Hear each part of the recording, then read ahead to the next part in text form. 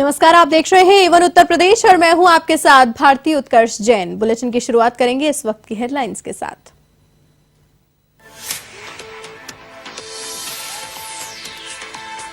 अयोध्या में रामलला की शरण में बीजेपी के कई मुख्यमंत्री रामलला की विशेष आरती में हुए शामिल। बीजेपी के राष्ट्रीय अध्यक्ष जेपी नड्डा भी रहे महाआरती में मौजूद।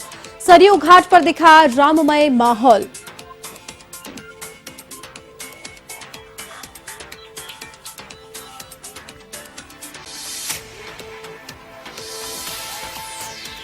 विधानसभा चुनाव फतेह करने को लेकर एक्शन में सीएम योगी। लॉन्च किया सुझाव आपका संकल्प हमारा अभियान। कहा अब दमदार कामों से जाना जाता है यूपी।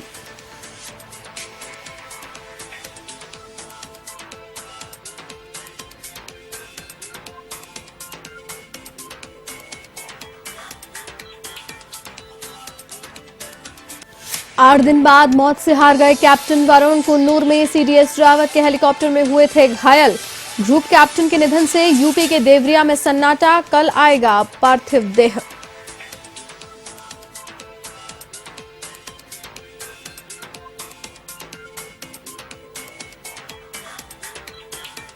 लखीमपुर खीरी हिंसा मामले में मंत्री अजय मिश्रा टेनी ने खोया आपा। बेटे आशीष को फंसते देखकर मंत्री ने मीडिया कर्मियों पर निकाला गुस्सा। पत्रकारों के सवालों के जवाब में की गाली गलौज।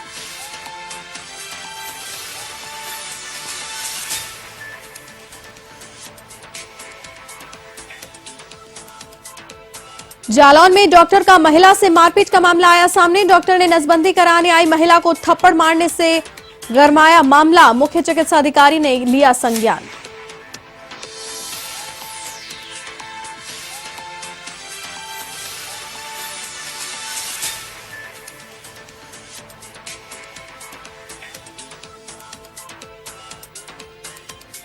बीजेपी राष्ट्रीय अध्यक्ष जेपी नड्डा सहित बीजेपी शासित राज्यों के मुख्यमंत्री अयोध्या दौरे पर रहे, जहां सरयू तट पर मुख्यमंत्रियों ने सरयू तट पर मां के जल का आचमन किया, साथ ही पूजन अर्चन के साथ आरती भी उतारी। इस दौरान सरयू तट का संपूर्ण वातावरण धार्मिकता से सराबोर हो गया।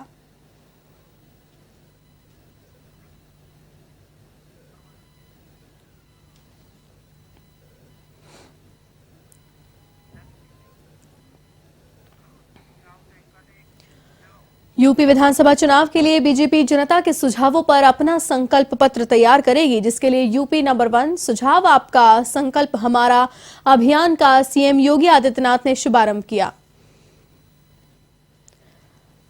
आपको बता दें कि बीजेपी का यह अभियान जनता से जुड़ने के लिए है। पार्टी का दावा है कि यह सबसे बड़ा संकल्प पत्र अभियान होगा। आने के क्रम में मैं अपने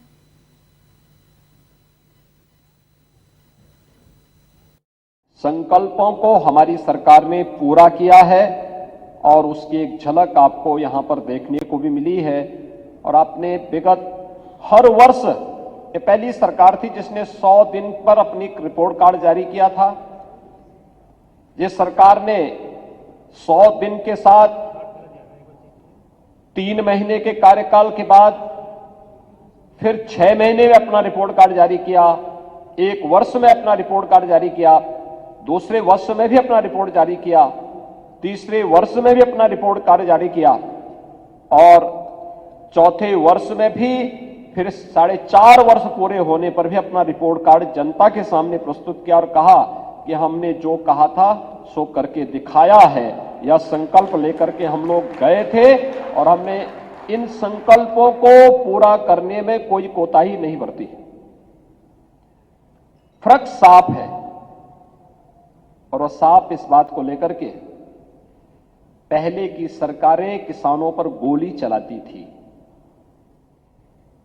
हमने पिछली सरकारों की गलत नीतियों के कारण कर्ज के बोझ से दबे हुए किसानों को मुक्ति देने के लिए फसल ऋण माफी की घोषणा भी प्रदेश के अंदर की थी और हमारी सरकार का पहला संकल्प था। फर्क साफ है, पिछली सरकारों के समय में कैसे आस्था के प्रतीकों का अपमान होता था। गौ हत्याएं होती थी, गौ तस्करी होती थी, बड़े पैमाने पर इस कारण से प्रदेश के अंदर अव्यवस्था और दंगे होते थे।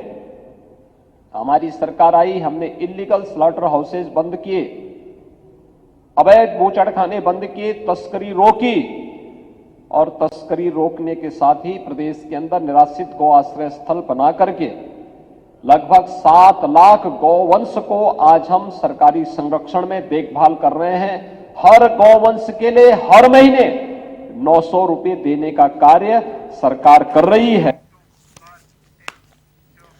लखीमपुर हिंसा मामले में बेटे आशीष मिश्रा पर हत्या का प्रयास और आर्म्स एक्ट लगने के बाद केंद्रीय गृह राज्य मंत्री अजय मिश्रा टेनी ने बुधवार को अपना आपा खो दिया। तिकुनिया हिंसा मामले में बेटे आशीष मिश्रा को फंसता देख पत्रकारों के सवाल पर अजय मिश्रा बौखला उठे।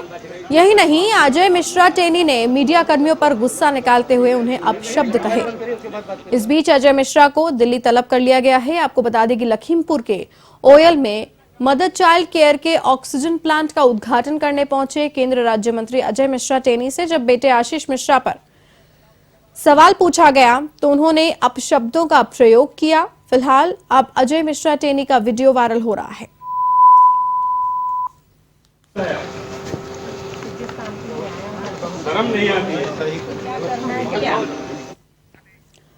तमिलनाडु के कुन्नूर में हेलीकॉप्टर क्रैश में घायल हुए ग्रुप कैप्टन वरुण सिंह का भी निधन हो गया है। उनका इलाज बेंगलुरु के आर्मी हॉस्पिटल में चल रहा था। वरुण सिंह यूपी के देवरिया के रहने वाले थे। खोरमा कन्हौली गांव में उनका घर है। 8 दिसंबर को तमिलनाडु के कुन्नूर में सीडीएस बिपिन रावत का हेलीकॉप्टर क्रैश हुआ था। इस हादसे में बिपिन रावत, उनकी पत्नी समेत 11 लोगों का निधन हो गया था। हादसे में सिर्फ वरुण सिंह ही अकेले बचे थे। बुधवार को वे जिंदगी की जंग हार गए। भारतीय एयरफोर्स ने ट्वीट कर ये जानकारी दी। वहीं पीएम मोदी ने वरुण सिंह के निधन पर शोक व्यक्त किया और कहा कि राष्ट्र के लिए उनकी सेवा को कभी भी नहीं भुलाया जा सकता है।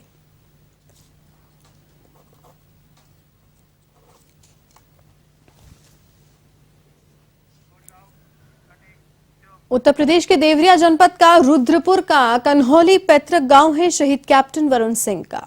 कैप्टन वरुण सिंह एक हफ्ता पहले तमिलनाडु के कुन्नूर में हेलीकॉप्टर हादसे में एकमात्र जीवित अफसर बचे थे। इसके बाद से वो 8 दिनों से बेंगलुरु के कमांड अस्पताल में जीवन और मौत से संघर्ष कर रहे थे।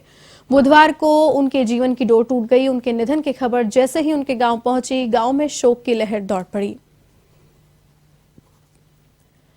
ग्रामीणों ने उनके पैतृक घर पहुंचकर परिजनों को सांत्वना बंधाई। कैप्टन वरुण सिंह के पैतृक गांव में उनके 2 चाचा रहते हैं, जिनमें से एक चाचा अखिलेश प्रताप सिंह कांग्रेस के राष्ट्रीय प्रवक्ता हैं और दूसरे चाचा दिनेश प्रताप सिंह हैं। जबकि शहीद कैप्टन वरुण सिंह का परिवार मध्य प्रदेश के भोपाल में रहता है।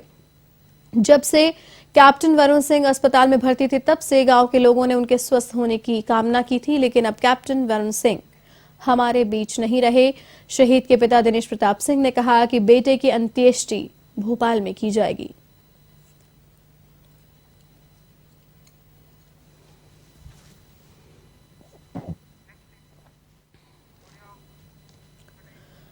जालौन में एक डॉक्टर का महिला के साथ अभद्रता और मारपीट करने का मामला सामने आया है। पूरा मामला कालपी तहसील के सामुदायिक स्वास्थ्य केंद्र का है। दरअसल महिला नसबंदी करवाने के लिए सामुदायिक केंद्र पहुंची, जहां ऑपरेशन के दौरान असहनीय पीड़ा होने पर महिला चीखने लगी, जिसके बाद डॉक्टर ने महिला को थप्पड़ जड़ दिया।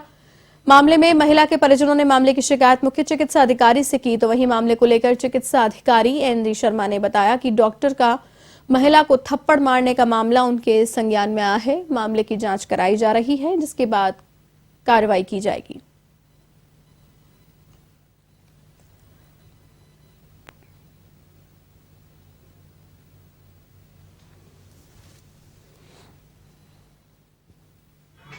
ये बात हमारे भी संज्ञान में आई है कि नसबंदी के दौरान डॉक्टर ने महिला का, मैंने वीडियो देखा है अभी, कि उसको नसबंदी के दौरान वो थोड़ा चीखने चिल्लाने पे डॉक्टर ने उसको थप्पड़ मारा। इस संबंध में मैं जांच करा रहा हूँ। हमारे अपर चिकित्सा अधिकारी हैं डॉक्टर चौधरी, जो ये परिवार नियोजन वाला देखते हैं, उनको मैं भेज के इसका पूरे तथ्य वो कराऊंगा। और जो जिस डॉक्टर का नाम आया है इसमें, उसको मैंने मौखिक रूप से चेतावनी दे दी है। और यदि वो राज्य सरकार के निर्देश पर जिले के एक तरफ पुलिस ऑपरेशन क्लीन चला रही है, लेकिन अपराधी घटनाओं को अंजाम देने में जरा सा भी नहीं घबराते हैं। ताजा मामला बस्ती जिले के कोतवाली थाना क्षेत्र का है। यहां बाइक सवार दो बदमाशों ने एक युवक को सरेराह गोली मार दी। गनीमत रही कि गोली युवक के हाथ में जा लगी। घायल युवक भागकर एक घर में घुस गया। युवक को घर में घुसता देखकर बदमाश बाइक लेकर घटनास्थल से फरार हो गए। घायल युवक को स्थानीय लोगों ने जिला अस्पताल पहुंचाया, जहां पर उसका इलाज जारी है। घटना पर सीओ सिटी शक्ति सिंह ने बताया कि युवक खतरे से बाहर है। तहरीर के आधार पर कार्रवाई की जाएगी।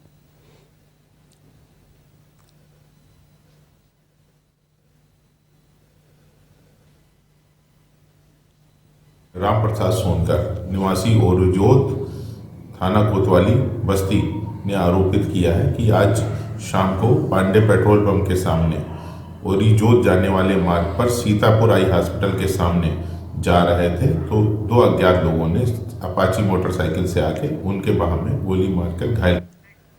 खबर यूपी के चंदौली से है, जहां बाबूरी थाना क्षेत्र के खुरुजा गांव में एक व्यक्ति का संदिग्ध परिस्थितियों में शव मिलने से सनसनी फैल गई। जानकारी के मुताबिक युवक लापता बताया जा रहा था, जिसे लेकर परिजन तलाश कर रहे थे। तो वहीं घटना की सूचना मिलने पर पुलिस मौके पर पहुंची और शव को पोस्टमार्टम के लिए अस्पताल भिजवाया गया। फिलहाल पुलिस पूरे मामले की तफ्तीश कर रही है।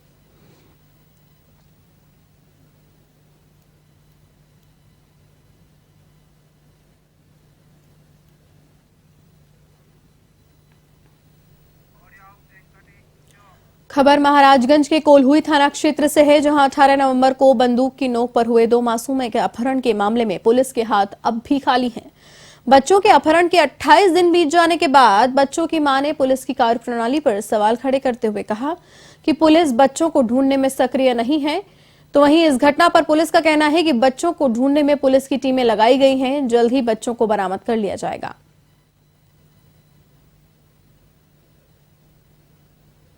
चुका है, 4 शादी किया सर। जिस लड़की से चौथी शादी किया उसका धर्म परिवर्तन भी करवाया। रश्मि प्रभा राय से जैनब फातिमा बनवाया। और सर आज नहीं कल ये मुझे सर जान की धमकी दी, ये मुझे भी मार सकते हैं, इनको भी मार सकते हैं। और बहुत ही मतलब इनके ऊपर पता नहीं किसका हाथ है कि ये इस तरह से जो है बढ़ते जा रहे हैं और इनको कोई नहीं रोक सकता।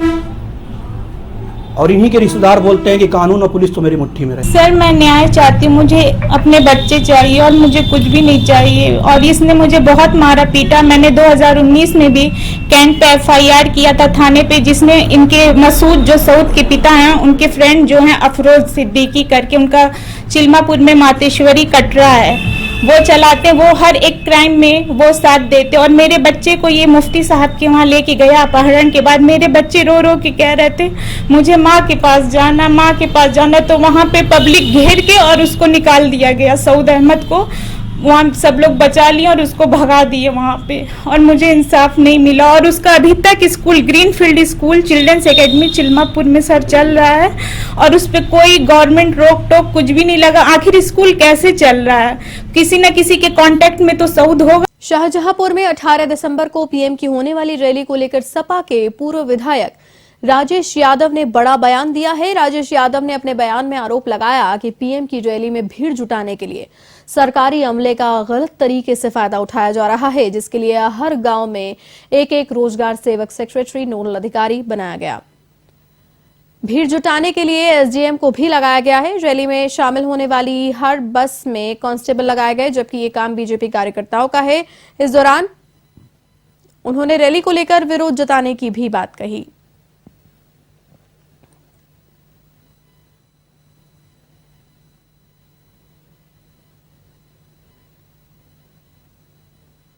हमें जो विरोध में करना होगा उनके विरोध में जरूर करेंगे। जो भी संभव होगा उनका विरोध करेंगे, क्योंकि विपक्षी दल में हम लोग हैं। हम लोग विरोध में ये आवाज नहीं उठाएंगे तो कैसे काम चले? बताओ, क्या कोई खास वजह है इस विरोध करने? खास वजह यह है कि हमारा जनपद दैवीय आपदा में होना चाहिए। आप देख लो जनपद में कितना धान सब बर्बाद हो गया, किसान बर्बाद हो गया, किसी को कुछ मिल नहीं रहा है, बाजरा बर्बाद हो गया है, सड़कें बेकार हो गई हैं। बहुत बुरा हाल है हमारे जनपद का। दैवीय आपदा में नहीं हो पाया। 2 मंत्री हैं यहाँ हमारे यहाँ।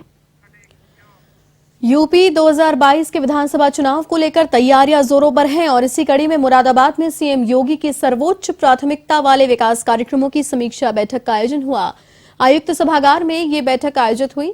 कमिश्नर आंजनेय कुमार ने मंडल के 5 जिलों के डीएम के साथ इस चर्चा में शामिल हुए। उन्होंने कानून व्यवस्था को लेकर सभी अधिकारियों के साथ बातचीत की।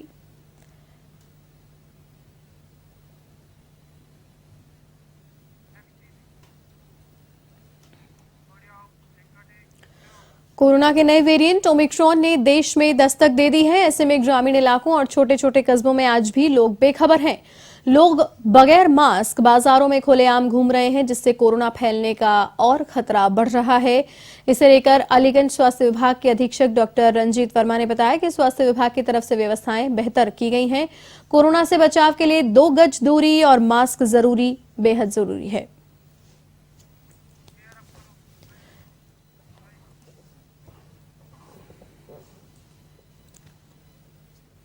तैयारी तो ये है ना कि अगर कोई मरीज आता है तो ऑक्सीजन की पूरी व्यवस्था है, बेड की भी अवेलेबिलिटी है और यहाँ पर 3-4 प्लांट भी लग चुके हैं। एटा में भी है, भागवाला पे भी है, चौरथरा पे भी है और जैथरा पे भी है।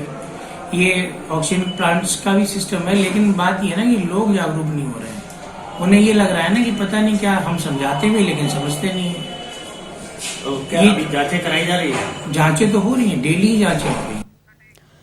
बुधवार से यूपी विधानसभा का 3 दिवसीय शीतकालीन सत्र शुरू हुआ। इससे पहले विपक्ष ने सदन के अंदर और बाहर महंगाई, लखीमपुर हिंसा और कानून व्यवस्था जैसे मुद्दों को लेकर सरकार की घेराबंदी की। कांग्रेस विधायकों ने लखीमपुर किसान कांड में आरोपी केंद्रीय गृह राज्य मंत्री अजय मिश्रा टेनी की बर्खास्तगी की मांग को लेकर प्रदर्शन किया। कांग्रेसियों ने हजरतगंज गांधी प्रतिमा से विधानसभा तक पैदल मार्च निकाला।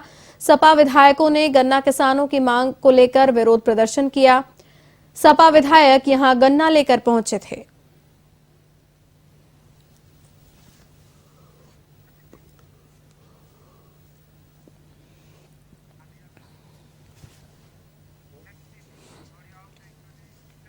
सहारनपुर के गलीरा गांव में बन रहे अंबेडकर पार्क की 4 दीवारी निर्माण में घटिया मटेरियल का उपयोग करने का मामला सामने आया है, जिसे लेकर ग्रामीणों ने ठेकेदार और अभियंता पर लापरवाही बरतने का आरोप लगाया है और जिलाधिकारी को शिकायत पत्र सौंपा, जहां मामले की जांच करवाने पर मटेरियल की गुणवत्ता में कमी और खामियां पाई गई हैं, जिसे लेकर ठेकेदार पर 20,000 का जुर्माना लगाया गया।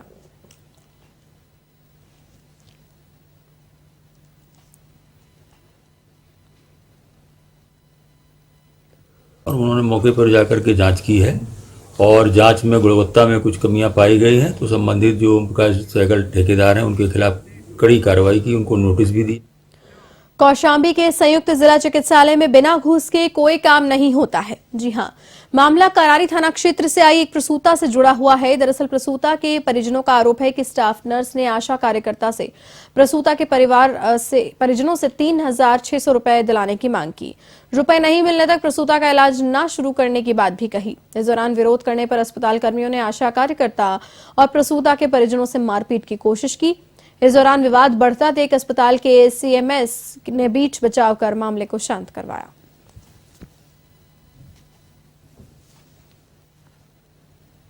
उसका आरोप है कि वहाँ स्टाफ नर्स मौजूद उससे कुछ पैसे की मांग किया, जिससे कि इलाज नहीं हो पा रहा था। उसका क्या मामला है? एक श्वेता देवी आई हैं, उनको 8 महीने की प्रेगनेंसी है, अभी उनका डिलीवरी ड्यू नहीं है। पहला चीज तो यही है। और उनको डॉक्टर रेखा को दिखा दिया गया है, अल्ट्रासाउंड वगैरह करवा रहे हैं, केस मैनेज हो जाएगा। और साथ में जो सुबह 7 बजे वो आई थी और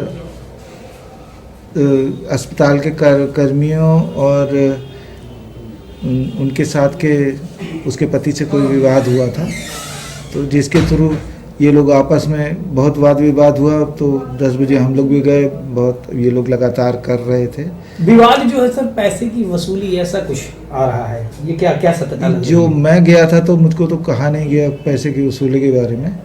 और अब मैं फिर पता करता हूँ। डॉक्टर रेखा को मैंने सुपुर्द कर दिया है। एक हमारे यहाँ जो गायनी है उनको लगा दिया गया है।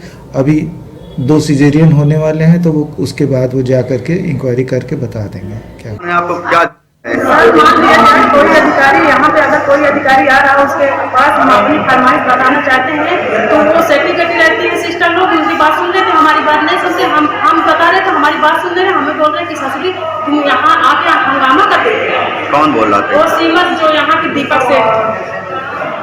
अपना नाम बताएं। जी अपना और इसी के साथ इस बुलेटिन में फिलहाल के लिए इतना ही। देश और दुनिया की तमाम बड़ी खबरों के लिए आप देखते रहिए A1 TV। नमस्कार।